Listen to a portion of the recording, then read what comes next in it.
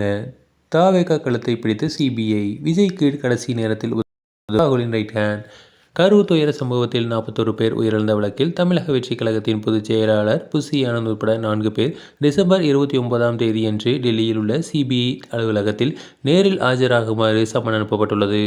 நாளை அவர்கள் ஆஜராக உள்ள நிலையில் விஜய்க்கு ஆதரவாக ராகுலின் ரைட் ஹேண்ட் ஒருவர் களமிறங்கியுள்ளார்.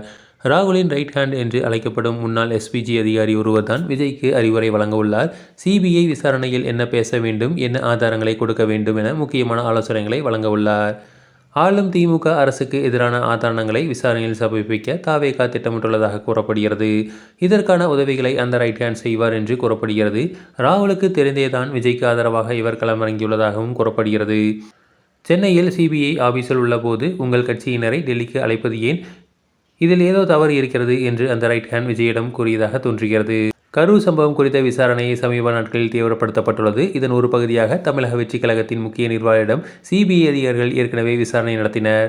புசி ஆனந்த், ஆதவ் அர்ஜுனா, சமூக ஊடக பொறுப்பாளர் நிர்மல்குமார், ஈரோடு மாவட்ட செயலாளர் மதியழகன் ஆகியோரிடம் சிபிஐ சுமார் 10 மணி நேரம் விசாரணை நடத்தியது. எனினும் விசாரணை முழுமையடையாதால் மறுநாள் கரூரில் உள்ள சிபிஐ அலுவலகத்தில் கேள்விகள் தொடுத்தன.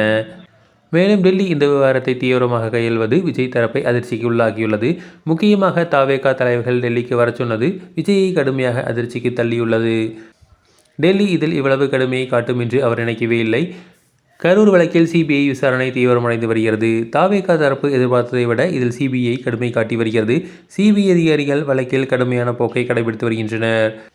இதற்கு சில பெரிய அரசியல் வழக்குகள், நாட்டை உலுக்கிய வழக்குகளில் காட்டிய அதே கடுமையான போக்கை இந்த வழக்கிலும் சிபிஐ கடைபிடிப்பதாக அரசியல் வட்டார தகவல்கள் தெரிவிக்கின்றன. சிபிஐ வசம் போனால் அப்படியே அமுகிவிடும், பொறுமையாகவே நகரும் என சிலர் வாதங்களை வைத்தனர். ஆனால் எதிர்பார்க்காத வண்ணம் இந்த முறை சிபிஐ மிகவும் சீரியஸ் முறையை இந்த வழக்கில் கடைபிடித்து வருகிறது.